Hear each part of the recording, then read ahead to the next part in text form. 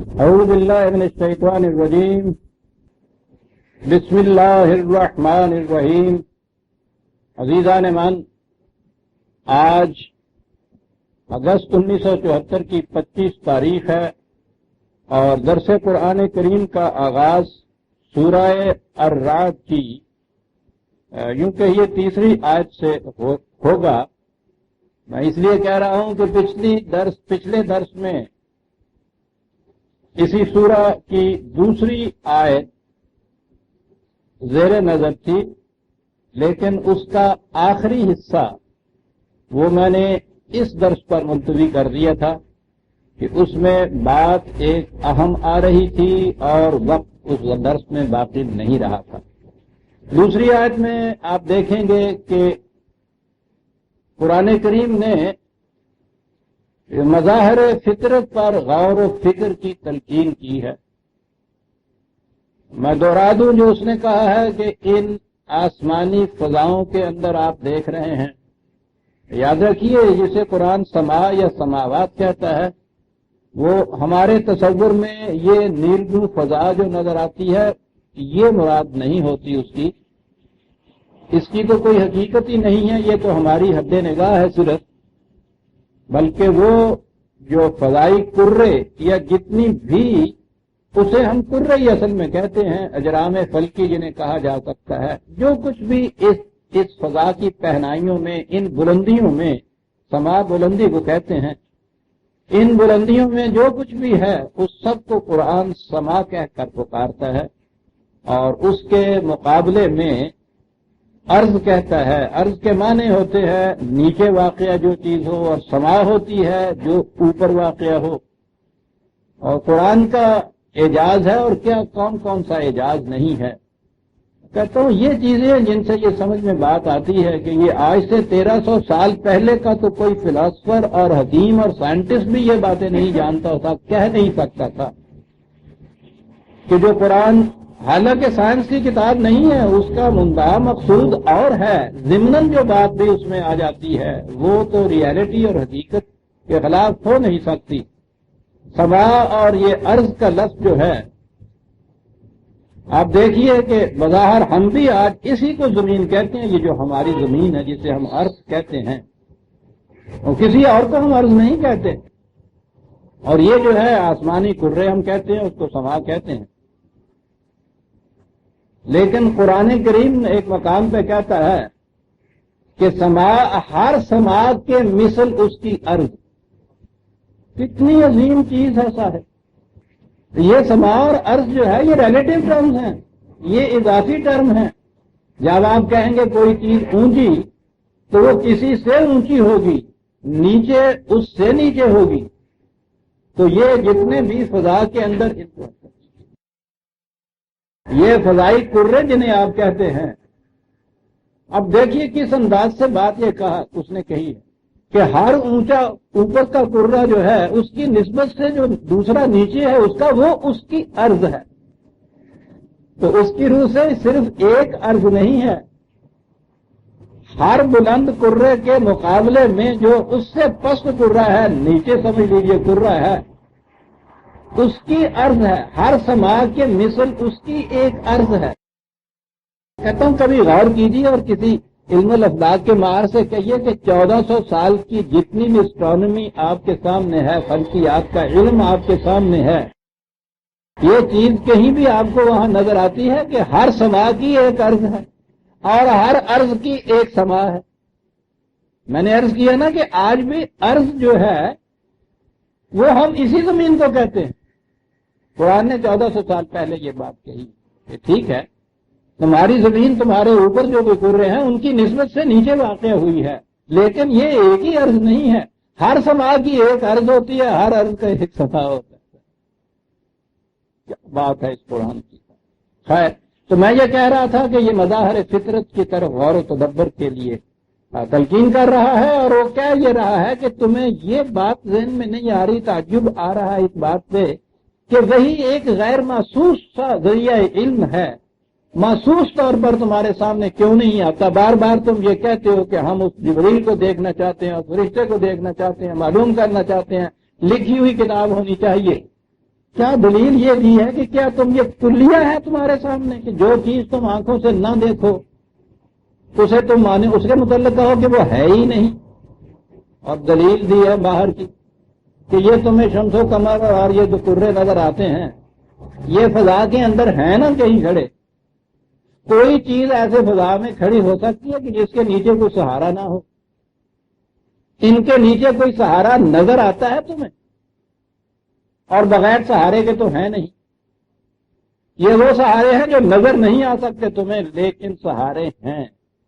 تو اگر محسوس کائنات کی یہ کیفیت ہے کہ اتنے اتنے بڑے سہارے تمہیں نہیں نظر آتے، اس کے باوجود تم مانتے ہو نا کہ یہ کسی سہارے پہ ہی کھڑے ہیں، بغیر سہارے کے اتنا بڑا کرہ جو کھڑا رہ سکتا ہے؟ ذرا سی اتنی سی تم کینکری فضا میں پھینکو کیسے نیچے آتی ہے بغیر سہارے کے؟ اور یہ بغیر سہارے کے کھڑے ہیں، بغیر سہارے کے نہیں ہیں،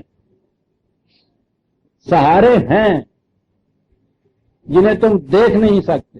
تو اگر محسوس دنیا میں بھی یہ کیفیت ہے کہ جو چیزیں نظر سے نہ آئیں ان کے متعلق یہ کلیہ نہیں ہے کہ وہ ہے ہی نہیں، انہیں ماننا پڑتا ہے. تو یہ دنیا جسے وحی کی دنیا کہا جاتا ہے یہ تو عالم محسوس سے بھی دوسری چیز ہے. تو یہ ساری چیزیں پہلی آیت میں آئیں. ثم استوى على العرش وسخر الشمس والقمر كل يجري لأجل مسمى يدبر الامر يفصل الآیات. کیا عجیب چیز، شمس و قمر کی تفسیر ہے. پھر یہ چیز کہ یہ ابدی نہیں ہے، یہ ایک معین کا لفظ ہمارے ہاں ایسے نظر آتا ہے جیسے پہلے سے کسی چیز کے متعلق لکھ دیا گیا ہو. جو قانون کے مطابق کوئی چیز وارد ہونے والی ہو اس کو بھی یہ چیز اجل کہا جاتا ہے. اس کے معنی اس میں آج کے ہیں. گھڑی کو آپ چابی دیتے ہیں، 24 گھنٹے جو ہے یہ 24 گھنٹے اس کی اجل کہلاتی. میں نے عرض کیا ہے نا کہ یہ نصاب کی کتاب ہے، دراصل کلاس کے اندر پڑھانے کی کتاب ہے یہ، اور اس کے جتنے شعبے ہیں مختلف ماہرین اس کو پڑھائیں گے، کسی ایک کے بس کی بات نہیں ہے. اسپیشلسٹ ہونے چاہیے ایک ایک فن کے جو اس کتاب کو پڑھائیں. وہ تو ایک ایک لفظ ایسا ہے اس سے آگے جا نہیں سکتا. یدبر الامر، پھر جو چیز محسوس تمہیں نظر آتی ہے اس کے پیچھے پلاننگ کا زمانہ ایک ایسا ہوتا ہے جسے تم دیکھ نہیں سکتے، اور اصل شیٹ تو وہ چیز ہوتی ہے جس میں ان کی ڈائریکشن جو ہے متعین کی جاتی ہے. بہرحال یہ آیات جو ہیں ان کو ہم نکھار کر ابھار کر بیان کرتے ہیں. اور بات جو میں نے چھوڑی تھی یہ کہ لعلکم کاہے کے لیے یہ کچھ کرتے ہیں. میں نے کہا تھا کہ یہ لعلکم بڑی اہم چیز ہے، تاکہ یہ ہو. یعنی یہ سب کچھ پیچھے سے جو بیان کیا ہے وہ بیان کرنا مقصود بالذات نہیں ہے، یہ اس کے لیے ہے جو آگے کہا جاتا ہے. میں نے کہا ہے نا کہ عام طور پہ مذہب کے معاملے میں صاحب وہ کوئی عقل کو اور ریزن کو دخل نہیں ہے. لعلکم تو خاص ریزن کی چیز ہے، تاکہ یہ ہو. تاکہ ہی تو لاجک کی بنیاد ہوتی ہے. لیکن ریزن یا لاجک اس صورت میں بنتا ہے کہ وہ جو تاکہ کا بات کہا گیا ہے وہ واقعی جو پیچھے کہا گیا ہے اس کا نتیجہ ہو. وہ اگر کوئی یہ چیز کہے کہ صاحب تم پانی پیو تاکہ تمہارا دوست آ جائے تو پوچھیں گے کہ صاحب ان دو کڑیوں میں یہ کبرا ان دو کڑیوں میں ربط کیا ہے؟ اگر تم کہتے کہ صاحب خط لکھو، تار دو، ٹیلی فون کرو تاکہ تمہارا بھائی آ جائے، ان میں ربط ہے. میں مثالوں سے یہ چیزیں واضح کرتا ہوں، ورنہ یہ بھی ایک عجیب الگ علم ہے لاجک کا. یہ کرو تاکہ یہ ہو جائے. اب یہاں لعلکم آیا ہے تاکہ یہ ہو جائے، تو نظر آتا ہے کہ جو کچھ پیچھے کہا گیا ہے وہ اس لیے ہے تاکہ یہ بات ہو. وہ بات کیا بتائی ہے آگے؟ کارگاہ کائنات کے اوپر غور و فکر کرو، دیکھو، سوچو، تاکہ لعلکم بلقاء ربکم توقنون. عام ترجمے آپ کو یہ ملیں گے تاکہ تمہیں اپنے رب کی ملاقات کا یقین ہو جائے. صاحب یہ کیسے یہ بات ہوئی؟ یعنی ان پہ غور فکر کرو تاکہ خدا سے ملاقات کا یقین ہو جائے تمہیں. اور پھر خدا سے ملاقات، جب لفظ ملاقات ہمارے ہاں آ جائے گا تو وہ ملاقات تو ہم جانتے ہیں، دونوں کڑیوں میں ربط نہیں نظر آتا ہے. ملاقات کا لفظ اگر آپ لے لیں گے وہ تو یوں ہے کہ جیسے اس جنگل میں چلو پھرو ادھر ادھر جاؤ میاں وہاں دیکھو تو صحیح وہ تمہارا جو کھو گیا ہوا دوست ہے اس سے ملاقات ہو جائے گی تمہاری. تو اس کائنات کی پہنائیوں میں ان چیزوں کے اندر جاؤ, کہیں غور فکر کرو, ڈھونڈو, تلاش کرو تاکہ خدا سے ملاقات ہو جائے تمہاری. وہ خدا جس کے متعلق وہ یہ کہہ رہا ہے کہ لا تدرکہ الابصار 6/104 6/104 تمہاری نگاہیں تمہاری آنکھیں اسے پا نہیں سکتی. آنکھیں ہماری تو محسوس شاید کو پا سکتی ہیں, حالانکہ اس خدا کے متعلق کہا یہ گاہ ہے ہوا معکم ہے نا معکم تم جہاں ہو خدا ساتھ ہے تمہارے. اینما تولوا فتم وجہ اللہ, جدھر بھی نگاہ اٹھا کے دیکھو کہ خدا نظر آئے گا. تو جس کی کیفیت یہ ہے کہ نحن اقرب الیہ من حبل الورید, وہ رگ جان سے بھی قریب ہے, اس سے ملاقات کے لیے کہنا کہ جاؤ ان جنگلوں میں, ان پہاڑوں میں, ان وادیوں میں, ان دریاؤں پر, تاکہ اس سے تمہاری کہیں ملاقات ہو جائے. اور پھر ملاقات کی نفی کی ہے لا تدرکہ الابصار. مثال کے طور پہ وہ تو اگر کہیں جیسے ہم کہتے ہیں کھڑا بھی ہو تمہارے سامنے تو تم تو دیکھ ہی نہیں سکتے اس کو. دیکھا آپ نے کہ ایک ترجمہ جو ہے ایک لفظ جس معنی میں ہماری زبان میں استعمال ہوتا ہے اس میں اگر وہ ترجمہ کر دیا جائے کتنی دشواریاں پیش آتی ہیں. اس میں لفظ ملاقات نے یہ سب چیز پیش کر دی. لقاء آمنے سامنے ہونے کو بھی کہتے ہیں, بلکہ ان کے ہاں تو ابتداءً یہ چیز کسی چیز کو مس کر لینے کو بھی کہتے ہیں, لیکن یہی معنی نہیں ہے. خود ان کے عربوں کے ہاں لغت کے اعتبار سے بھی یہی معنی نہیں ہے. خود لغت کے اندر یہ چیز ہے کہ کسی شے کو نگاہ بصیرت سے اس کا ادراک کر لینا جو ہے یہ بھی لقاء کہلاتا ہے. خدا کی جلفہ افروزیاں, اس کی مخلوق کی تخلیق کی نادرہ کاریاں غور و فکر کرو تاکہ یہ چیزیں ابھر کر نرک کر سامنے آ جائیں. اور یہ دیکھیے کہ یہاں اللہ نہیں کہا ہے, اللہ کا لفظ خدا کی ذات کے لیے استعمال ہوتا ہے. یہ باقی چیزیں جتنی بھی ہیں خدا کی صفات کے لیے استعمال ہوتی ہیں. بے ربکم ہے, ربوبیت اس کی جو اس کا قانون ربوبیت ہے. اور قانون ربوبیت تو آپ کو معلوم ہے کہ ایک کسی شے کو اس کے نقطہ آغاز سے اس کی پرورش کرتے ہوئے اس کی تکمیل تک لے جانا اسے ربوبیت کہا جاتا ہے. کائنات میں غور و فکر سے یہ چیز تمہارے سامنے آئے گی. اور ابھی آنے دیجیے اگلی آیات میں بتاتا ہے کہ ربوبیت کا قانون کیسا ہے, اس کا کس طرح کار فرما ہے. کہا کہ جاؤ اس کائنات کی پستیوں اور بلندیوں میں جو کچھ چیزیں کار فرما ہیں ان پہ غور و فکر کرو, اور وہاں تم اپنی آنکھوں سے خدا کے قانون ربوبیت کو مشہود دیکھ لو گے. یہیں یہ نہیں کہا, اور مقامات میں بھی یہ کہا. یہ وہ مقام سامنے لانے سے پہلے میں یہ عرض کروں کہ لفظ آگے جو ہے تو قانون اس پہ اور غور کیجیے. علم پہلی چیز ہوتی ہے, یقین کہا ہے وہاں تو تمہیں یقین آ جائے اس بات کا. یقین تو بہت بڑی حد ہے صاحب, علم کی بھی بہت اگلی حد ہے جسے ہم یقین کہتے ہیں. اسی لیے قرآن نے دوسرے مقام پہ علم کے جو درجے گنائے ہیں علم الیقین کہا ہے, وہ علم کے جس سے یقین حاصل ہو.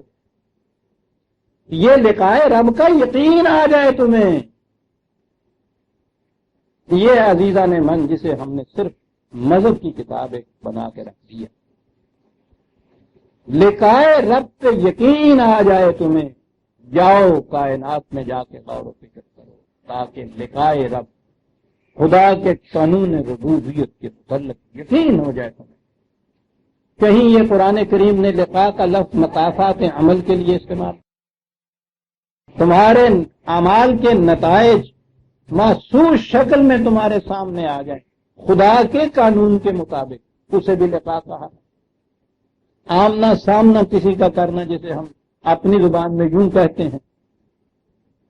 اعمال تو تیرے جستا ہوتا ہے، تمہاری کمان سے نکل چکا ہوتا ہے، جو تم کر سکتے ہو وہ تو پھر تمہارے سامنے آتا ہی نہیں ہے، وہ غیر محسوس ہو جاتا ہے۔ کہیں جھوٹ بولا ہے، اس کے بعد وہ جھوٹ کا کہیں وجود نظر نہیں آتا ہے۔ کہا جو خدا کے قانون مکافات عمل کے اوپر یقین ہو تو تمہارا جھوٹ محسوس مشہور شکل میں تمہارے سامنے آ جائے گا۔ خدا کے قانون مکافات عمل پر یقین پیدا ہو جائے گا۔ اور یہاں رب ہے، قرآن میں جہاں جہاں یہ لفظ آیا ہو لقاء کا، ان آیات میں آپ دیکھیے گا جو بھی صفت خداوندی وہاں بیان ہوگی اس کو مشہود شکل میں سامنے لانے کے لیے یہ لفظ استعمال ہوگا۔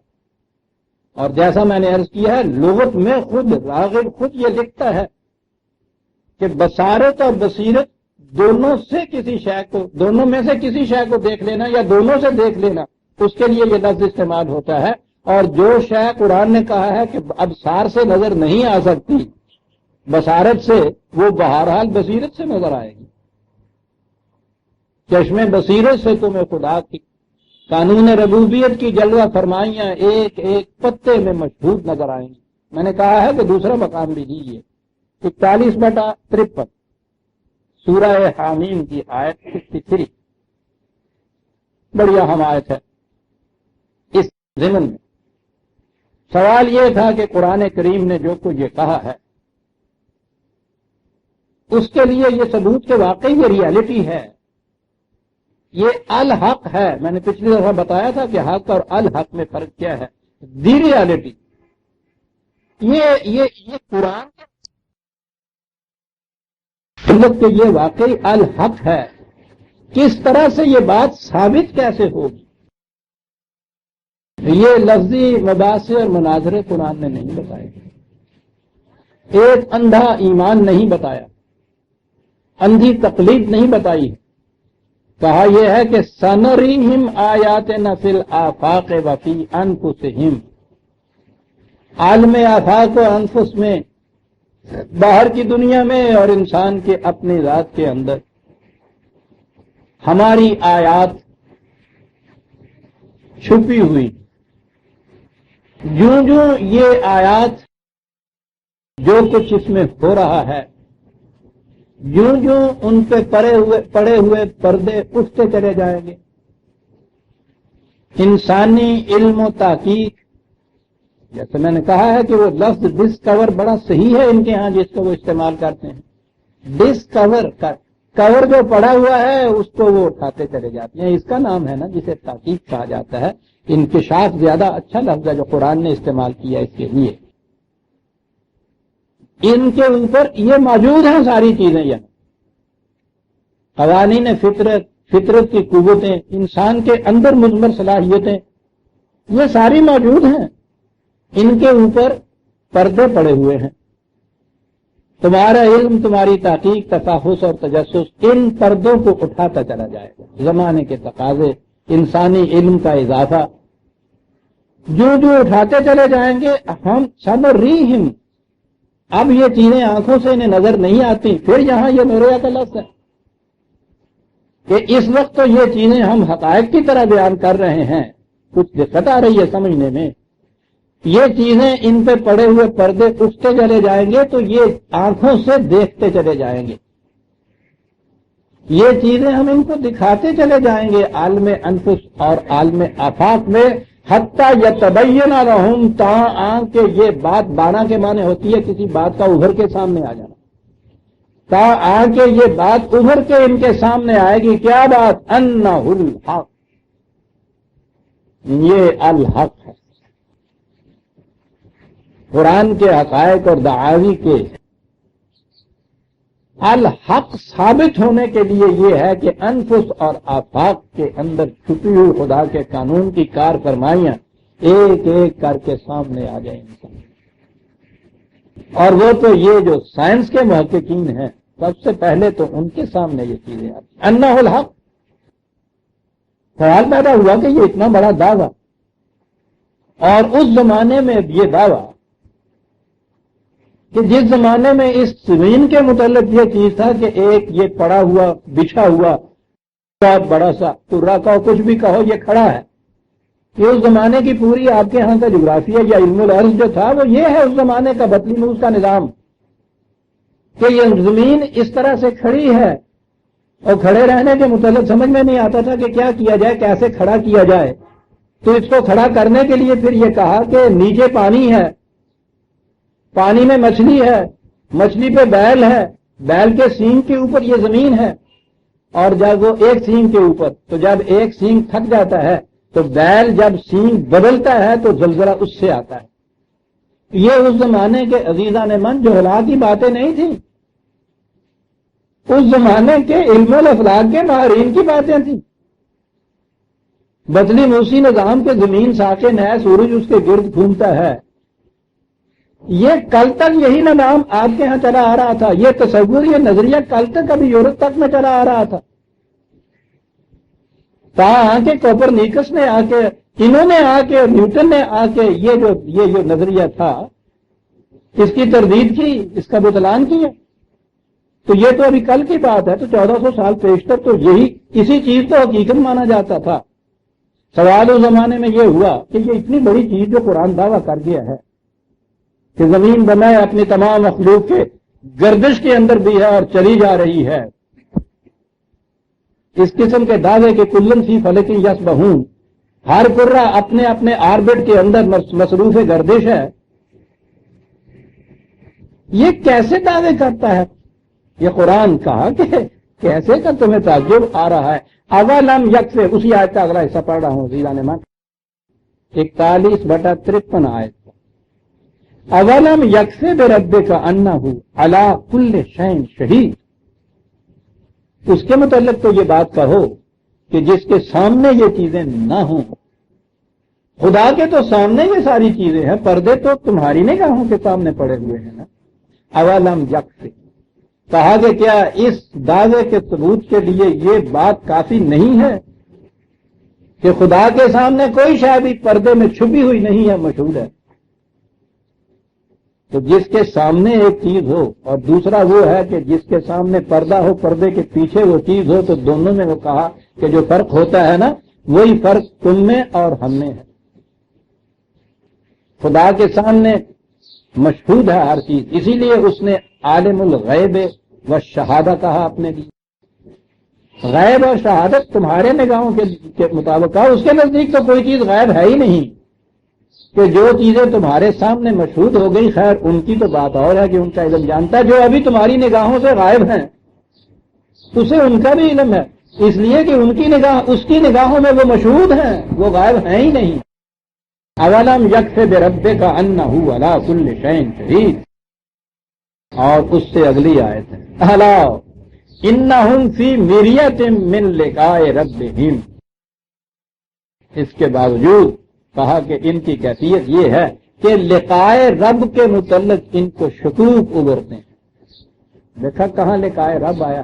کائنات میں چھپی ہوئی آیات خداوندی جوں جوں ان سے پردے اٹھتے چلے جائیں گے، لقاء رب جو ہے وہ ثابت ہوتی چلی جائے گی۔ عزیزان من، بات صاف ہے نا، اس میں خدا کا یوں سامنے آ جانا، یوں مل جانا، یوں ملاقات ہو جانا جسے ہم کہتے ہیں، تو یہ بات تو نہیں، یہ تو اس کے قانون کی کار فرمائیاں ہیں جو اس طرح سے آفاق کی چیزوں پر غور و فکر سے مشہود ہو کر سامنے آ جاتی ہے۔ اور یہاں پھر یہ کہا کہ کہنے والے کے متعلق سوچو کون کہہ رہا ہے، الا، آگاہ رہو، سمجھ لو اس بات کو، انہ بکل شیء محیط، یہاں کہا وہ تو ہر شے کو گھیرے ہوئے ہے۔ کتنی بڑی چیز جو میں نے کہا تھا نا کہ وہ تصور کے کہیں جا کر خدا کو ملا جائے، انہ بکل شیء محیط۔ تو جس طرح سے ہم مثال کے طور پر، میں یہ کہہ رہا ہوں سمجھانے کو، یہ خدا کی مثال یوں نہیں دی جا سکتی، اس نے تو قرآن میں یہ کہا ہے کہ اس کی مثال بھی نہیں دی جا سکتی، لیسا کمثلہ شیء، مثال سے بھی سمجھانا چاہو تو نہیں تھا، مثال بھی نہیں دی جا سکتی۔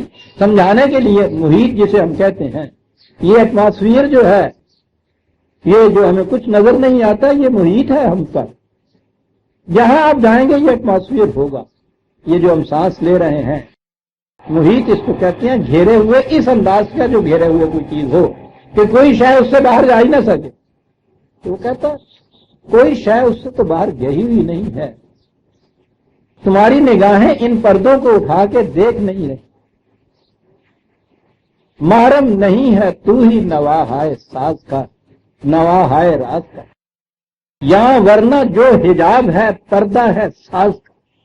خود تشبیہ دیتا تھا یہ شخص بھی غالب. یہ پردہ جسے ساز کا کہتے ہیں نا، یہ اصطلاح ہے موسیقی کی، وہ تار ستار کی، وہ اس موسیقی اس آواز کا پردہ کہلاتی ہے جو اس تار کے اندر چھپی ہوئی ہوتی ہے اور مضراب کے چھیڑنے سے جاگ اٹھتی ہے. یہ موسیقی کی اصطلاح ہے، اچھی تشبیہ ہے. تو وہ کہا کہ یہ خدا جو ہر شے پہ محیط ہے، اس کے متعلق بس اس سے لقائے رب جو ہے اس کا طریقہ یہ ہے کہ یہ جتنی بھی اس کی یہ آیات جہاں قوانین مضمر ہیں، کارگاہ کائنات میں کار فرما ہیں، ان پر پڑے ہوئے پردوں کو اٹھاتے چلے جائیے، خدا کا لقاء ہوتا چلا جائے گا، یوں کہیے گا. تو اس کے معنی ہی ہیں قانون خداوندی کی کار فرمائیاں بے حجاب ہو کر تمہارے سامنے آ جائیں گی. لیکن جب ہماری گاڑی دوسری پٹری پہ پڑ گئی یا ہمیں الجھایا گیا اور باتوں میں، اب جناب وہ لقائے رب ہمارے ہاں کے جو مقربین یہاں جنہیں ہم کہتے ہیں وہ ان کے حصے میں آیا، ان کے دعوے اس کے متعلق ہوئے، اور روز رات خدا کے سامنے موجود کھیل رہے ہیں، ان سے باتیں ہو رہی ہیں، احکام لکھوائے جا رہے ہیں. اور پھر کس شکل میں وہ لکھوائے جا رہے ہیں؟ یہ نہ کہنے لگا سمجھو کہ یوں ہی روحانی طور پہ وہ ایسا ہو جاتا ہے. مرزا صاحب نے یہ فرما دیا تھا کہ وہ جو فلاں پٹواری ہے، یہ درج ہے ان کے اپنے ہاں کے مکتوبات میں کہ ان کا کوئی کام تھا وہ اٹکا ہوا، جیسے وہ تحصیلدار نے کہیں کسی کی وہ تبادلہ کرنے کی بات ہو، لیکن بہرحال کہ وہ پھر خدا کے حضور گئے، وہاں سے اس کی درخواست کے اوپر حکم لکھانا تھا، وہاں سے حکم لکھایا. یہ لکھا ہوا موجود ہے ان کے ہاں کہ اس کے متعلق تمہیں شبہ گزرے شاید کہ یہ نہیں ہوا تو دیکھو آؤ تمہیں میں دکھاتا ہوں. انہوں نے کہا کہ اللہ میاں نے انہوں نے سرخ سیاہی لکھا ہے اپنے ہاں. علم کی یہ کیفیت ہے، سرخ سیاہی. آپ نے غور فرمایا میں نے کیا کہا؟ سرخ سیاہی، روشنائی نہیں، سرخ سیاہی. کہ اللہ تعالیٰ نے سرخ سیاہی سے جو دستخط فرمائے تو وہ قلم چلا نہیں تو چھڑکا. اس سرخ سیاہی کے قلم کے چھینٹے جو تھے اس قمیص پہ پڑے، ان کے کرتے پہ پڑے، اور وہ موجود ہے، آگے دیکھ لو. انہوں نے کرتا محفوظ رکھا ہوا.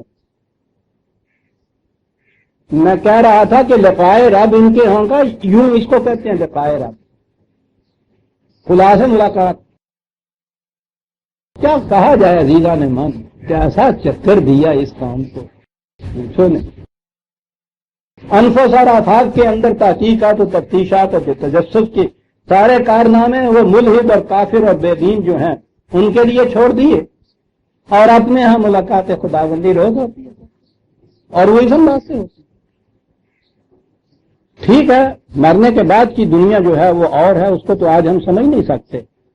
وہاں کیا صورت ہوگی، کیا شکل ہوگی، وہاں تو نہ ہم ہوں گے، وہاں نہ ہمارا شعور یہ شعور ہوگا.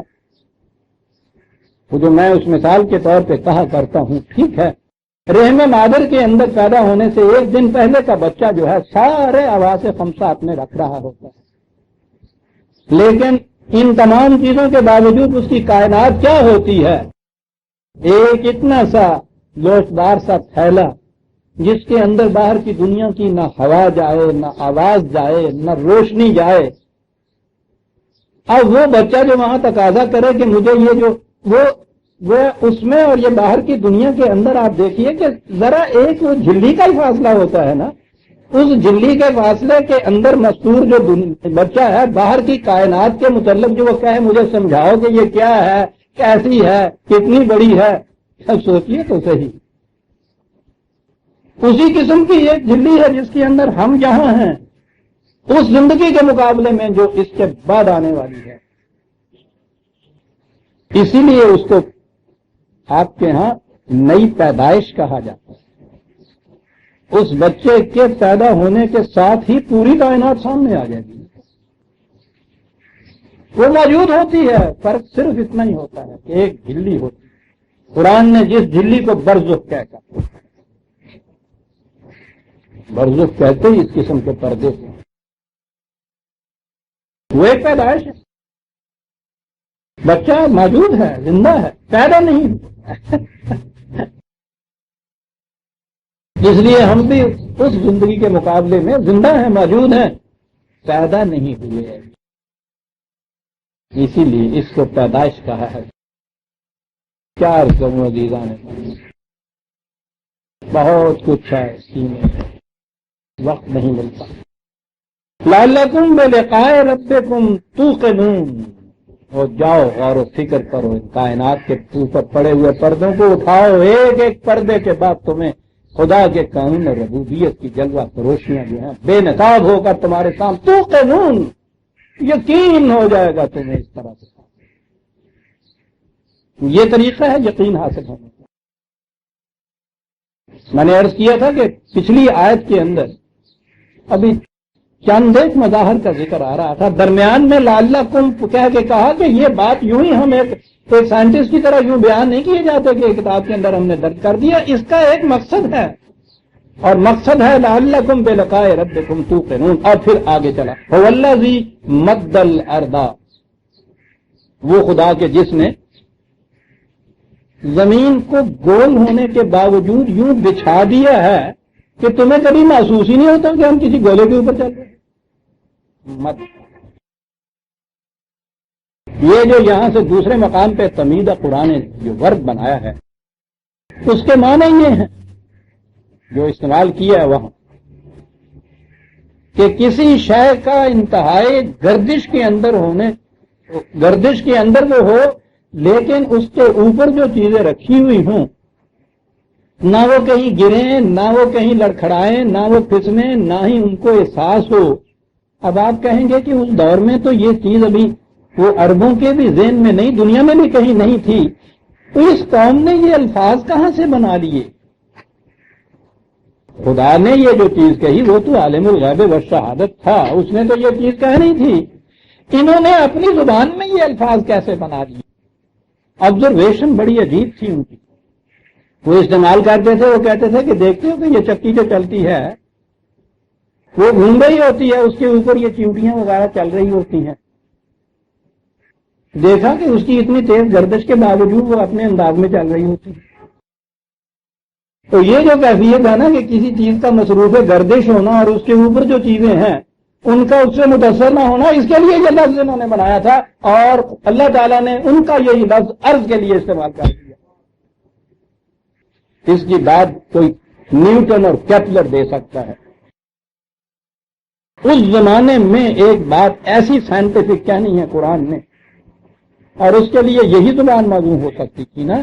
اور قرآن کے نازل ہونے سے پہلے ان عربوں نے یہ لفظ اپنے ہاں زبان میں رکھا ہوا ہے، ورنہ لفظ قائم کرنے مشکل ہوتے. قائم کرتا تو وہی عرب کہتے کہ صاحب ہمیں تو پتہ نہیں ہے کیا لفظ آپ کہہ رہے ہیں.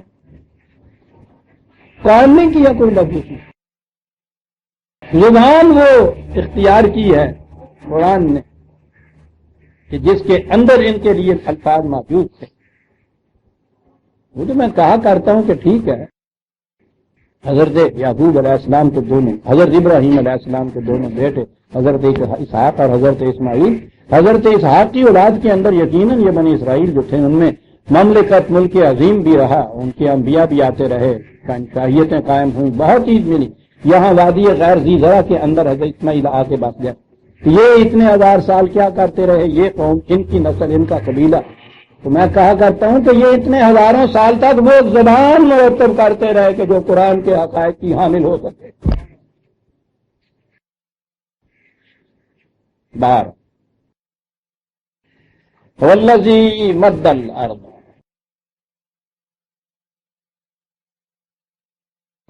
مصروف گردش ہونے کے باوجود یوں پھیلا دیا اس کو. وجعل فیہا رواسیا، اور یوں ہی چیز نہیں ہے کہ ہلکی پھلکی سی ایک چیز ہے، اتنے اتنے عظیم پہاڑ اس کے اوپر. ٹھیک ہے، پہاڑوں کے متعلق تو آپ کو یاد ہے میں نے وہ آیت بتائی تھی کہ جاؤ غور و فکر کرو، ان کو یوں ہی سر ٹکرانے کے لیے بے جان چٹانے نہ سمجھو، جا کے دیکھو کہ ان کے اندر کوئی سفید دھاری، کوئی سرخ دھاری، کوئی کالی بجنگ، یہ ایک ہی چٹان کے اندر یہ مختلف قسم کی دھاریاں، مختلف قسم کے رنگ. اس نے کہا کہ ان کے اوپر غور و فکر کرو، تحقیق کرنے سے تمہیں یہ نظر آئے گا کہ ان کے اندر ہی ایک ارتقاء کا سلسلہ جاری ہے. 1400 سال پہ پتھروں کے اندر زندگی ناشتی ہوئی دکھا رہا ہے قرآن. یہاں کہا کہ ان کے اندر تم رواسی، لیکن لقائے رب کہا ہے نا اس نے، وہاں قانون ربوبیت ہے نا جس کی طرف وہ یہ دلائل یا شواہد پیش کرتا چلا جاتا ہے. نقطۂ ماسکہ ربوبیت ہے یہاں. اسی اعتبار سے یہاں جو پہاڑ کا ذکر آیا ہے تو پہاڑ کی وہ جو اندر کے اپنے وہ داخلی تبدیلیاں آ رہی ہیں ان کا یہاں ذکر نہیں کیا ہے. ربوبیت کے لیے کہا وہ انہارن،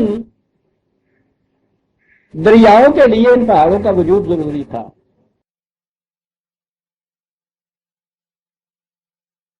اندازہ لگائیے 1400 سال پہلے جب مذہب کی دنیا صرف اندر دیوتا تک پہنچ سکی ہے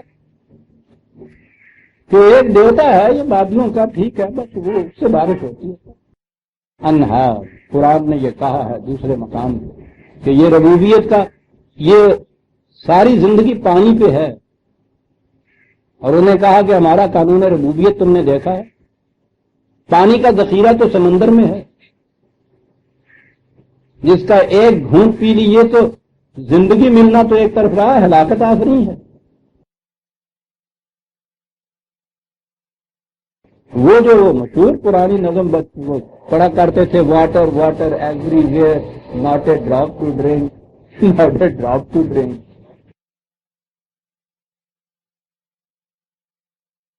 تو یہ جو پانی ہے اس کی تو کیفیت یہ ہے زندگی کے لیے. کوئی پودا اگ نہیں سکتا، اگے ہوئے پودے پہ ڈال دیجیے اسی وقت وہ جل کے مر جاتا ہے. کہا قانون ربوبیت کی کار فرمائیاں یہ ہے نا، پانی کا سارا ذخیرہ تمہارا کائنات کل اس عرض کے اوپر، جان کے لیے ہلاکت اور وہی تمہارے لیے ممد حیات. کیسے بنتا ہے؟ سورج کی حرارت قرآن کی تشبیہ میں اس کی کرنیں وہاں سے ڈول بھر بھر کر پانی کا لاتی ہیں. پانی کس قسم کا لاتی ہیں؟ ساری ہلاکت آفری چیزیں سمندر میں رہنے دیتی ہیں اور اس میں سے ڈسٹلڈ واٹر جو ہے وہ اوپر اٹھا کے لے آتی.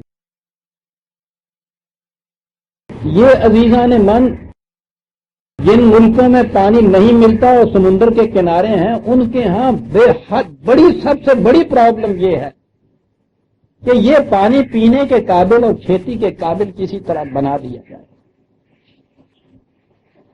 اس کے لیے پروسیس تو ڈسٹلیشن کا ہی ہے نا، کیونکہ اس کے اندر یہ چیزیں ملی ہوئی ایسے ہیں کہ فلٹریشن سے تو یہ چیزیں الگ نہیں ہو سکتی ہیں، تو دردرے مادے الگ ہوتے ہیں. ڈسٹلیشن، سمندر کی ڈسٹلیشن، اس کے لیے اتنے وہ دریا بنا دے نا، یعنی پوچھو نہیں اس کے اوپر تو سر پائے گا. آپ کو معلوم ہے 50 برس سے قومیں اس کے اوپر بیٹھی ہوئی ہے اس مسئلے کو لے کے، بات میں سے بات نکلتی ہے.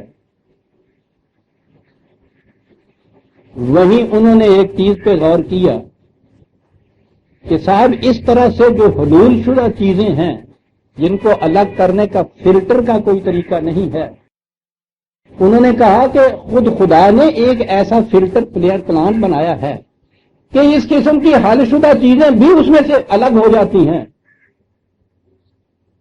تو ڈسٹلیشن کی ضرورت نہیں، فلٹریشن ایسا بناؤ. آپ کو معلوم ہے کہ وہ فلٹریشن کا پلانٹ کون سا ہے؟ انسان کا گردہ، جس کڈنی. یہ حل شدہ جو زہریں اندر ہوتی ہیں یا مادے اندر ہوتے ہیں، یہ بائی پروسیس آف فلٹریشن ان کو الگ کرتا ہے.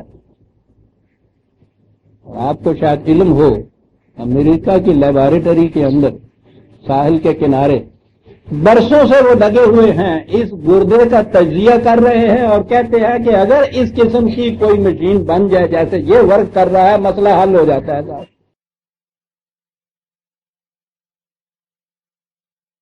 اس نے کہا کہ تم دیکھتے ہو کہ یہ ڈسٹیلیشن کا پروسیس ہمارا، سورج کی گرمی جو ہے تمہیں تو یہی نظر آتا ہے نا کہ رات کو سونے نہیں دیتی، آپ دیکھا تھا رات کیا حال ہو رہا تھا، وہ کہتا کہ یہ گرمی جو ہے سورج کی کرنیں وہاں سے ڈسٹل واٹر جو ہے وہ اوپر لے جاتی ہیں، اس لے جانے کے بعد تو اگر ایسا کہیں پروسیس ہو کہ وہاں لے جائیں اور وہیں برس پڑیں تو آپ سوچیے تو صحیح تو ہمیں کیا اس سے پروسیس یہ ہے وہاں کا کہ یہ وہاں سے پھر آگے چلتی ہیں، اوپر پہنچتی ہیں جس وقت تو پھر وہ جو ہوائیں ہیں وہ یہ ویپر جو بنتے ہیں اب خرے ان کا وہ رخ جو ہے بدل کے ان کو وہاں سے چلاتی ہیں۔ قرآن نے کہا ہے اس کا، تو قرآن نے کہا ہے کہ ہمارے گڈریے ہانک کے انہیں لے جاتے ہیں پھر وہاں جہاں ضرورت ہوتی ہے۔ تو سورج بات ہوتے ہیں تو بدوؤں کو بھی تو بات سمجھانے کی تھی نا، لے آتے ہیں سب بلندیوں کے اوپر پہنچ رہے ہوتے ہیں، وہاں آگے پھر آتا پہاڑ کا سلسلہ،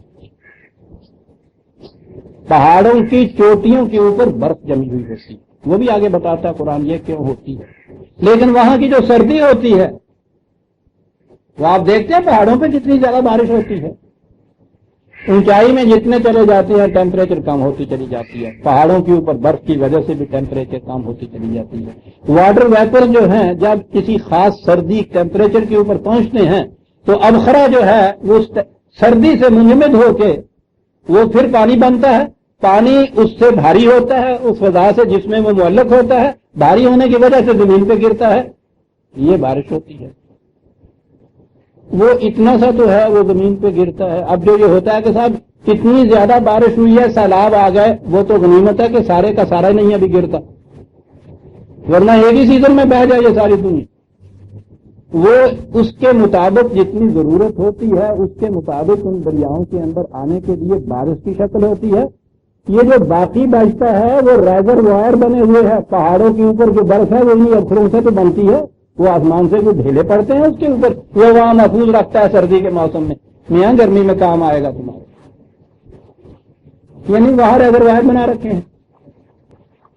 اور جب گرمی کا موسم آتا ہے تو وہ جتنی برف پڑی ہوئی ہوتی ہے اس کی وہ پگھلتی ہوئی چلی آتی ہے، وہ ساری کی ساری یہ ندی نالوں کی صورت میں آپ کے یہاں یہ بہتی ہوئی چلی آ رہی ہوتی ہے، یہ وہ برف ہوتی ہے۔ پھر وہ ساری نہیں پگھلاتا، پگھلا دے تو وہاں ٹھنڈک باقی نہ رہے، اگلا پروسیس ختم ہو جائے، وہ جو ہوتا ہے نا وہ حد، اور اس سے پھر یہ ہر قسم کا ثمر، صرف پھل ہی کو نہیں کہتے، ہر وہ کھانے کی چیز جو درختوں کے اندر یا فصلوں میں کھیتوں میں یہ آ جاتی ہے، ماحصل اس ساری چیز پروسیس کا ثمر کہلاتا ہے، اس سے یہ چیزیں پیدا ہوتی ہیں۔ یہاں قرآن نے یہ کہا ہے زوجین اثنین، انہی کے اندر جوڑا بننے کی صلاحیت رکھ دی جاتی ہے۔ یہ افزائش کا سلسلہ آگے جو چلتا ہے یہ زوالوجی والے جو ہے ان سے پوچھئے، وہ بتائیں گے کہ یہ ساری نباتات کے اندر اسی طرح سے یہ زوج کا سلسلہ ہوتا ہے، نار و مادے کا سلسلہ ہوتا ہے، اختلاط کا سلسلہ ہوتا ہے، جس سے یہ بات آگے چلتی ہے۔ کب کہا جا رہا ہے؟ 1400 سال پہلے۔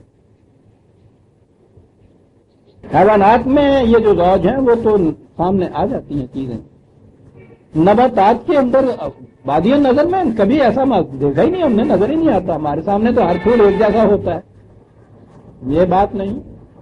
ان سے پوچھیے آج کے سائنٹسٹ سے زوجین اثنین کے معنی، وہ بتائیں گے کیا کیا گیا قرآن، آگے بھی تو چلنا ہے سلسلے نے۔ پھر انہی چیزوں کی پیدائش کے لیے جن علاقوں میں 6 مہینے تک وہ رات ہی رات رہتی ہے وہاں کچھ پیدا نہیں ہوتا، وہ تو غنیمت ہے کہ وہ ذرا سے اوپر سے علاقے ہیں۔ یہ ہر شے کی اگنے کے بعد اس کی نمود پرورش تکمیل تک پہنچنے کے لیے سورج کی روشنی نہایت ضروری ہے۔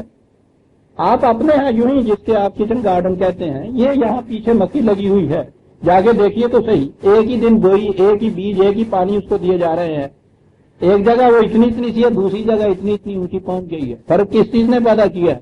جہاں دیوار کا سایہ رہتا ہے وہ اتنی ہوتی ہے، جہاں سورج کی دھوپ پڑتی ہے وہ اتنی بڑھ جاتی ہے۔ روز آپ دیکھتے ہیں ہوتا یہ ہے، درخت کے نیچے اگا ہوا پودا اتنا سا جاتا ہے، سورج کی روشنی کی ضرورت۔ صحراؤں کے اندر سورج اتنی تابش میں یہ سارا کچھ رہتا ہے، وہاں کچھ نہیں ہوتا تھا۔ اس کے لیے ضروری ہے کہ سورج کی روشنی بھی ملے اور اس کے بعد رات کی ٹھنڈک اور تاریکی بھی ملے۔ وہ کہتا کہ یغشی اللیل النہار، لفظ غشا جو ہے پھر یہ آگے چیز میں گزارش کیا ہے کہ یہ عزیزہ نے من یہ نصاب کی کتاب ہے، یہ یعنی وہ دن کہیں چلا نہیں جاتا، وہ رات کہیں بھاگ نہیں جاتی، یوں جا کے کہا ہے۔ یہ تو اس گردشی کا نام ہے نا، وہ کہتا موجود ہوتی ہیں، یہی تمہارا جو جگہ ہے، یہی یوں کہیے جیسے موجود ہوتی ہیں، تو ڈھانپ لیتی ہے ایک چیز، جاتی تو نہیں ہے کہیں بھی۔ رات اور دن کی گردش اس کے وہی اسی چیز کے لیے، ربوبیت کے لیے یہ ساری جتنی چیزیں ہیں ضروری، یہ چیزیں ہیں جو بیان ہو رہی ہیں۔ ان فی ذالک لآیات، ان چیزوں کے اندر بھی حقیقت تک پہنچنے کے لیے نشانیاں ہیں، علامات ہیں، یہ حقیقت تک پہنچنے کے لیے۔ کس کے لیے علامات ہیں یہ؟ لقوم یتفکرون، ان کے لیے جو غور و فکر سے کام لے۔ پانی بھی آ گیا صاف مصفہ جس سے کھیتیاں ہیں، مدد اردہ زمین بھی بچھا دی، پھر دن اور رات، روشنی اور حرارت اور سکون کے لیے بھی انتظام خود ہی کر دیا۔ ایسی ایک عجیب آٹومیٹک لگی ہوئی مشین ہے، وہ خود بخود ہی بدلتی چلی جاتی ہے، دھوپ کو بھی، روشنی کو بھی، تاریکی کو بھی، خود بخود ہی ہم سو رہے ہوتے ہیں، دن برآمد ہو رہا ہوتا ہے۔ یہ اتنا بھی نہیں ہوتا ہے کہ ہمیں اٹھ کے کہیں جا کے پردہ اٹھانا پڑے تو پھر دھوپ نکلے۔ ساری دنیا سو گئے، صاحب ضرورت ہی نہیں ہے اٹھ کے کچھ کرنے کی، وہ آٹومیٹک وہ ہو رہی ہے، نکلتا ہے۔ یہ سارے انتظامات ہو گئے صاحب۔ کہا دیکھو تو صحیح ہے، وہی زمین ہے تمہارے یہاں کی، وہی پانی ہے، وہی سورج ہے۔ وفی الارض قطع متجاورات، ساتھ ساتھ ملی ہوئی زمین ہوتی ہے۔ وجنات من اعناب وزرع ونخیل، اور اسی زمین میں سے جو اسی قسم کی ہوتی ہے، وہی پانی، وہی سورج، وہی رات، وہی دن، ملی ہوئی زمین۔ یہاں سے ببول کا درخت اگ رہا ہے، یہاں تمے کا وہ ہنزل جسے کہتے ہیں، اتنا کڑوا جو ہے وہ پودا ہے، اسی میں سے انگور نکل رہے ہیں، اسی میں سے کھجوریں اگ رہی ہیں۔ عرب تھے، معروم تھے، ورنہ ہم کہتے اسی میں سے ثمر بہشت آ رہا ہے، لنگڑا بھی اگ رہا ہے اس میں سے۔ آم کا ذکر ضرور آنا تھا اگر یہ عربوں کے ملک میں ہوتا تو۔ کہا ذرا دیکھو تو صحیح ربوبیت کی کار فرمائیاں۔ عزیزان مان، یہ جو تنوع ہے نا کھانے کی چیزوں میں، یہ بڑی چیز ہے انسان کے لیے۔ حیوانات تک تو یہ بات ہے کہ وہ صرف پیٹ بھرنا جانتی ہیں، کام و دہن کی لذت جو ہے اس سے ناآشنا ہے۔ اگر جتنی چیزیں ہمیں کھانے کو ملتی وہ ایک ہی مزہ ان کا ہوتا، ایک قسم کی خوراک ہوتی، مرتے بھرتے کھاتے تو ضرور اسے ایسے ہی کھاتے جیسے جیل خانے میں قیدی کھاتا ہے۔ جیل خانے کی سزاؤں میں اذیت رساں چیز جو وہاں ہوتی ہے وہ یہ ہوتا ہے کہ روز وہی کچھ ملتا ہے۔ وہ ترس جاتے ہیں اتنے سے گڑ کی بھیلی کے لیے، منہ کا مزہ بدلنے کے لیے، وہاں وپنگ برداشت کر لیتے ہیں، وہ اتنی سی چرا کے بھیلی کھانے۔ تو سوچئے تو صحیح کہ اگر وہی نظام یہاں بھی ہوتا کہ جی یہاں دیتے تو بہت ہمیں روز وہی کچھ ملے گا، وہی ذائقہ ہوگا، تو یہ بدلے گا کیسے صاحب؟ کس طرح؟ کہا بدلے گا، دیکھو تو صحیح زمین کے اوپر، اسی زمین، اسی پانی، اسی روشنی، اسی حرارت سے تم دیکھو تو صحیح کہ ساتھ کے ساتھ کتے کے اندر جو چیزیں اگ رہی ہیں، لذت میں مختلف، خوشبو میں مختلف، رنگ میں مختلف، وہ ربوبیت جو ان کے ہاں کیا اس میں تو ہمارے اس ذوق لطیف کا اتنا اس نے رعایت رکھی ہوئی ہے عزیزان مان کہ آنکھوں کا سامان بھی اس کے اندر ہوتا ہے۔ اور یاد رکھیے پھل کی پہچان جو ہوتی ہے وہ ہمارا ایک وہ دوست وہ باتیں جو تھی وہ ٹوکری میں شاعرانہ کیا کرتے، کہنے لگے کہ ٹوکری میں ڈھیر لگا ہوا ہوں میں پھل کا، اس میں سے بعض دانے جو ہیں وہ خوب آنکھ مار دیتے ہیں جتنا خوبصورت شکل ہوگی نا پھل کی اور وہ بڑا ابھرا ہوا ہوگا، جھریاں بھی نہ ہوں، جوانی کا عالم ہو، دیکھنے میں جتنا خوبصورت ہوگا آپ دیکھیں گے اتنا ہی زیادہ لذیذ ہوگا اور اتنی ہی اس کی تاثیر زیادہ ہوگی نگاہوں کے لیے لذت، رنگتیں مختلف ان کی۔ تو بعض رنگت تو ایسی حسین ہوتی ہے کہ ہمارے ہاں کے یہ ڈائر جو ہیں وہ محنت کر کر کے اس رنگ کے مطابق رنگ ملاتے جاتے ہیں کہ نابی رنگ کیا ہوتا ہے، وہ نابوں ہوتا ہے، رنگت مختلف، ذائقہ مختلف، لذت مختلف، پھر اس کے بعد کے اثرات مختلف۔ تو کہتا ہے اسی زمین سے یہ سارا کچھ کہا، کہو کیا یہ قانون ربوبیت جو ہے اس سے ملاقات ہو جاتی ہے یا نہیں ان چیزوں سے آپ کی؟ سنوان وغیرہ سنوان، کہتا ہے پھر اسی وہ کھجور دیکھ لیجیے، ایک تو یوں ہی پورے کا پورا درخت اوپر نکلاتا ہے، ایک دوسرے قسم کی ہوتی ہیں کہ اس میں سے شاخیں ٹوٹتی ہیں، اور وہ کہتا ہے کہ اس کے بعد دیکھیے اس کے پھلوں میں کتنا فرق پیدا ہو جاتا ہے۔ یہ تو خیر وہ عربی جان سکتے ہیں۔ اگلا لفظ کہنے لگا یسقا بماء واحد، یہ اس کے اندر سے جو کھاتے وقت ذرا سا گھونٹ آتا ہے منہ میں، اس میں یہ فرق ہوتا ہے نا اس لذت کے اندر۔ پہلا فرق کہتا ہے ایک ہی قسم کے پانی سے یہ مختلف قسم کے گھونٹوں میں آ رہے ہیں۔ یسقا بماء واحد ونفضل بعضها على بعض في الأكل، اور پھر کھانے کے اندر آپ دیکھیے کہ ایک کی لذت دوسرے سے کس قدر فائق ہوتی ہے، لذیذ تر وہ چیز ہوتا ہے۔ ان فی ذلک لآیات، ان میں بھی بڑی بڑی نشانیاں ہیں، لیکن کن لوگوں کے لیے نشانیاں ہیں؟ لقوم یعقلون، وہ قوم جو عقل و فکر سے کام لیتی ہے۔ وہاں توقنون کہا تھا، پھر یتفکرون کہا ہے، پھر یعقلون کہا ہے۔ مذہب کے سٹیج پہ کھڑے ہو کے گفتگو ہو رہی ہے عزیزان مان، جہاں پہلی آواز ہمارے کان میں یہ چاہتی ہے کہ مذہب کے معاملے میں سوچنا جو ہے یہ منع ہے۔ اول من قاس ابلیس، سب سے پہلے جس نے فکر سے سوچ سے کام لیا وہ ابلیس تھا۔ اس نے منطقی دلیل دی تھی نا، وہ یہ کہتے ہیں کہ کہا تھا کہ آدم کو سجدہ کیوں نہیں کیا، تو اس نے یہ منطق ہے نا کہ اسے مٹی سے پیدا کیا، مجھے آگ سے پیدا کیا، آگ مٹی سے فائق ہوتی ہے، اس کو میرے سامنے جھکنا چاہیے، مجھے کیوں جھکنا چاہیے؟ منطق ہے نا۔ آج ان کے یہاں کلیہ بن گیا کے ساتھ، دیکھا نا اس نے عقل سے کام لیا، مارا گیا ساری عمر، ایک دفعہ عقل سے کام لینے کا۔ اور اگر تم ساری عمر عقل سے کام دو گے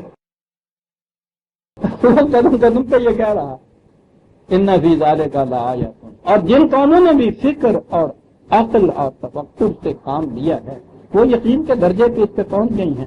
اس میں تو آپ کے ہاں کے اصطلاحی کفر اور ایمان کا بھی فرق نہیں ہے عزیزان مان، جنہیں آپ دنیا بھر کا مرید اور کافر کہتے ہیں، انہوں نے غور و فکر سے کام کیا ہوا ہے۔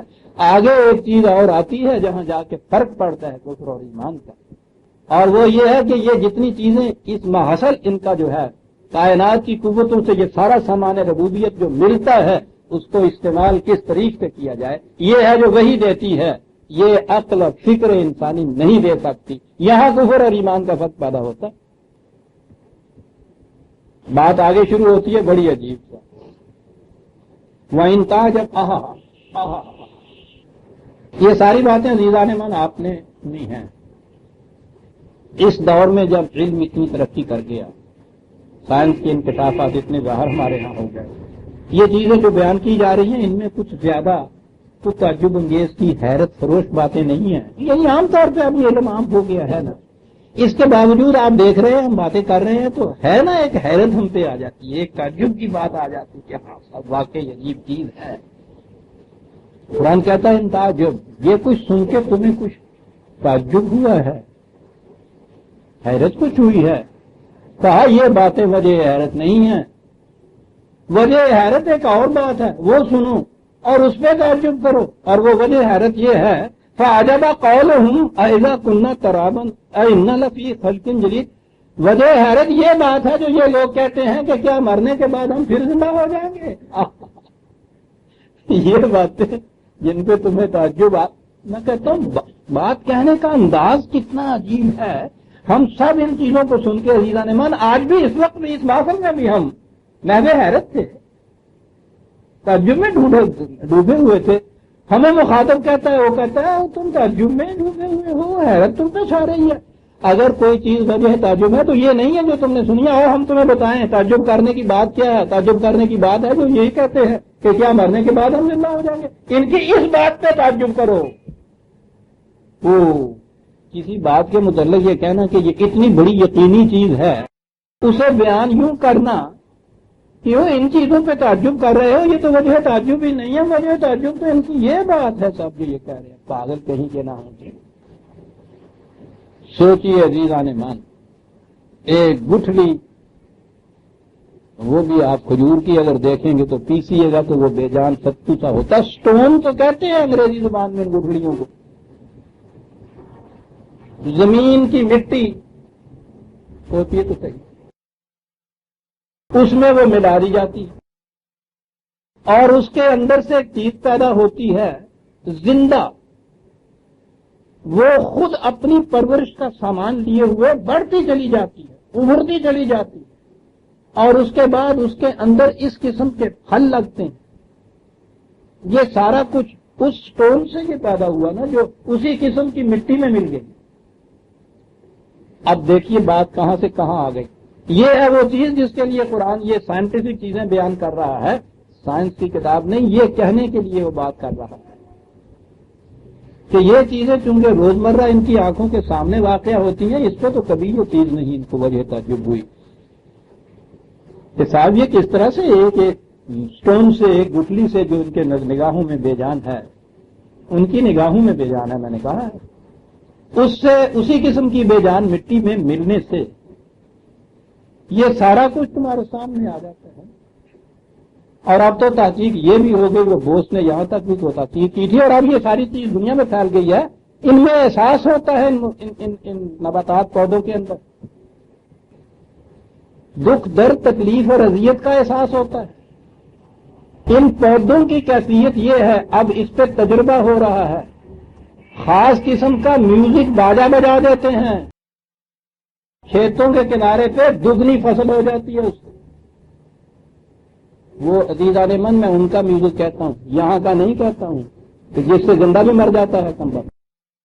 جی بہرحال شرافت اور نجابت، اخلاقیات، حیا، شرم، یہ تو مرتے ہوئے روز ہم دیکھ رہے ہیں نا اس میوزک کے صدقے میں۔ ایک ان کے ہاں کا میوزک ہے، ڈیری فارم میں جا کے رکھ دیتے ہیں، لے جا کے آپ کو بتا دیتے ہیں کہ اسی گائے نے کل یہ 1 بالٹی دودھ کی دی تھی، اور وہاں جو وہ بھیرنی کی ٹیون وہاں شروع کر دیتے ہیں، 2 دودھ دے دیتی ہے، دگنی فصلیں لے رہے ہیں۔ یعنی ان کے اندر احساسات یہاں تک ہیں عزیزان من، وہ ایک گٹھلی جسے سٹون کہہ کے پکارا گیا تھا، زمین مردہ کے اندر وہ داخل ہوتی ہے، اور اس میں سے یہ چیزیں جو ہیں یہ پیدا ہوتی ہیں۔ کہا یہ سب چیزیں یہ دیکھنے والے، کہا کہو ان کا یہ کہنا جو ہے یہ زیادہ وجہ تعجب ہے یا یہ زیادہ وجہ تعجب ہے کہ گٹھلی سے پودا کیسے پیدا ہو گیا؟ تعجب، ان باتوں پہ تعجب کرنے والوں یہ وجہ تعجب نہیں ہے۔ آؤ ہم بتائیں وجہ تعجب کیا بات ہے۔ تعجب کرنا ہے تو ان کی اس بات پہ تعجب کرو کہ کیا ہم جب مٹی میں ملا دیے جائیں گے تو وہاں سے نمود ہوگی؟ کہا ان سے پوچھو کہ روز جا کے مٹی میں ملا کے آتے ہو نا اپنی ان گٹھلیوں کو۔ لفی خلق جدید، وہ خلق جدید کے اندر نمود اس کی ہوتی ہے یا نہیں؟ وہ جو کونپل پھوڑتی ہے وہ گٹھلی جیسی ہوتی ہے، خلق جدید۔ پڑا رہنے دو اس گٹھلی کو باہر میز کے اوپر، ساری عمر پڑا رہنے دو، پھر دیکھو تو صحیح، اس میں تو خلق جدید نہیں ہوتی، مٹی میں ملا آتے ہو نا جا کے پھر۔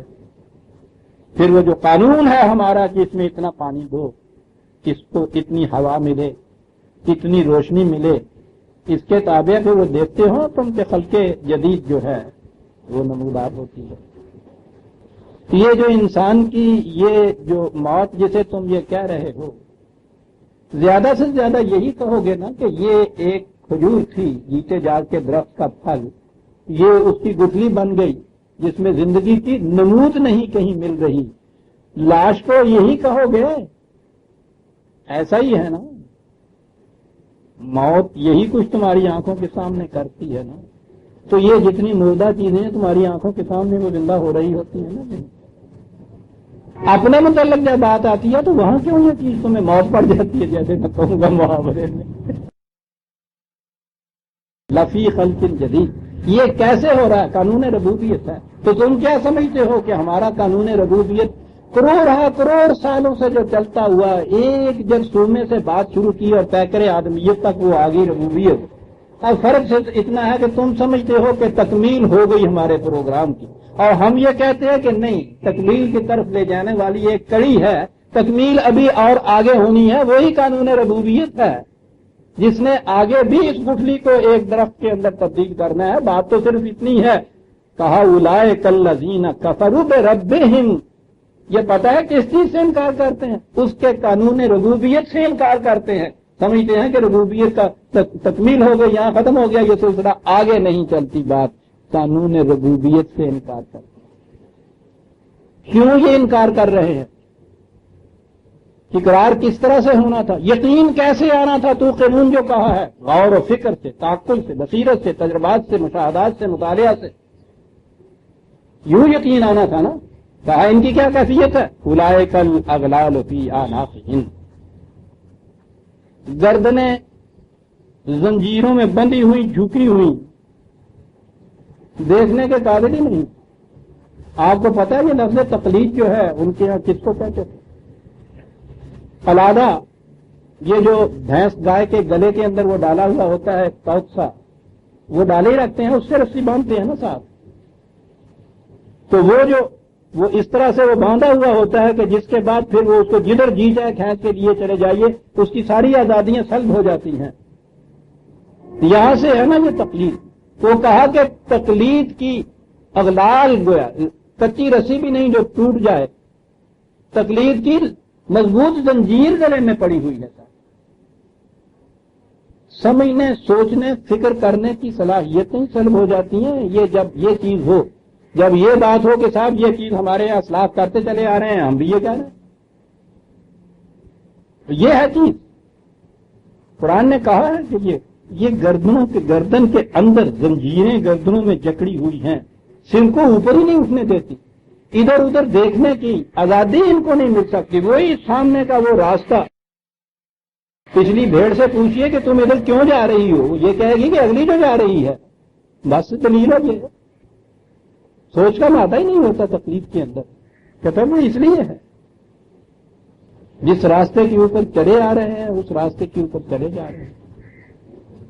جن کے ہاں کے جغرافیے میں آج بھی 3 ہی بر اعظم ہوں، کیونکہ وہ کتاب اس زمانے میں لکھی گئی تھی جب یہ 2 ابھی یہ آسٹریلیا اور امریکہ یہ دریافت نہیں ہوا تھا، ان کا اضافہ ہی نہیں ہوتا۔ بہت یاد آگے دلچسپ ہے، لارڈ کرزن تھا غالباً علی گڑھ یونیورسٹی میں گیا تھا، وہاں ایک جغرافیہ کے پروفیسر تھے اور جلال الدین صاحب، بڑی شہرت تھی ان کی اس زمانے میں۔ تو اس نے آگے یہ پوچھا، دیکھیں یہ لوگ بھی کتنے ذہین ہوتے تھے، جغرافیے کے استاد تھے، اسے جا کے پوچھا کہ جی جب آسٹریلیا دریافت نہیں ہوا تھا تو دنیا میں سب سے بڑا جزیرہ کون سا تھا؟ تو انہوں نے نام لے دیا ہوگا مثلا مدغاسکر کا، جو اس زمانے میں سب سے بڑا تھا۔ کرزن نے کہا کہ نہیں جناب، میں دعویٰ نہیں کرتا تم سے زیادہ علم کا، لیکن اتنی سی بات کہتا ہوں کہ اس زمانے، پھر دوہرا دوں سوال کو، کہ جس زمانے میں آسٹریلیا دریافت نہیں ہوا تھا دنیا کا سب سے بڑا جزیرہ کون سا تھا؟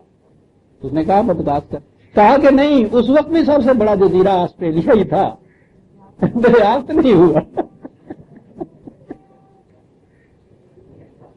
لیکن یہ جو گلے کے توق ہوتے ہیں، یہ اغلال قرآن کے جو گلے وہ سر گئے، ان کی کیفیت یہ ہے کہ وہ تین ہی بر اعظم مانتے تھے، اب تک یہ مانتے ہیں کہ زمین اسی طرح سے ساکن پڑی ہوئی ہے صاحب، اغلال ہے۔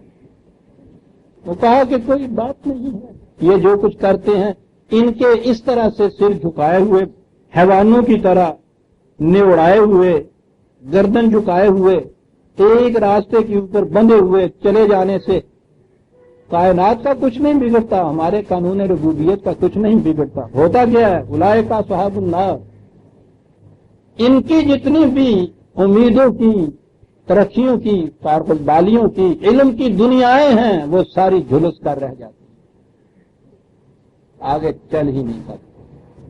اور یہ کوئی وقتی بات نہیں ہے، ہم فیہا خالدون، جب تک گردن کو اسی طرح سے جھکائے ہوئے حیوانوں کی طرح چلتے چلے جائیں گے، اسی کیفیت کے اندر یہ رہیں گے، بدل نہیں سکتی یہ کیفیت۔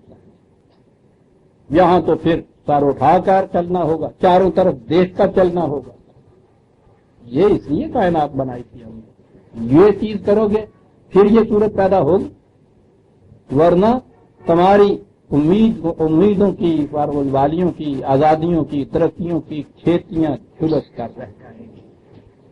کہتا ہے اس کے اوپر یہ بات کہیں گے کہ صاحب وہ تو دیکھیے وہ تو کوئی نہیں جھلس گئی، ہم دیکھتے ہیں کہ یہ ہوتا ہے۔ وہ کہتے ہیں ٹھیک ہے، بار بار قرآن میں آپ دیکھیں گے وہ یہ کہتے ہیں کہ یہ جو تم کہتے ہو کہ ہمارے غلط نظام سے، یہ تو کائنات کی بات آ رہی تھی نا، آگے نظام کی بات آتی ہے کہ یہ سب کچھ بھی ہو، نظام غلط ہو تو پھر بھی انسانیت کی کھیتی جو ہے وہ جھلس جاتی ہے، یہ سامان نہیں جلتا اس وقت پھر انسان جلتا ہے۔ تو آپ کو پتہ ہے یہ جہنم جو قرآن نے لفظ استعمال کیا ہے یہ کس کے جلنے کے لیے کہا ہے؟ سامان نہیں جلتا ہے۔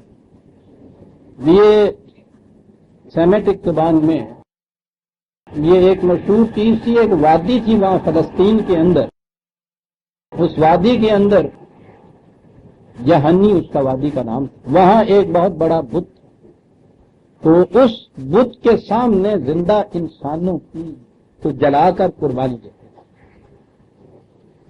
جہاں انسانیت کو جلایا کسی کی انسانیت جلتی، وہاں سے یہ لفظ لے آیا ہے سیمیٹک زبان میں قرآن، جہنم کے معنی وہ وادی، وہ مقام جہاں انسانیت جل جاتی ہے۔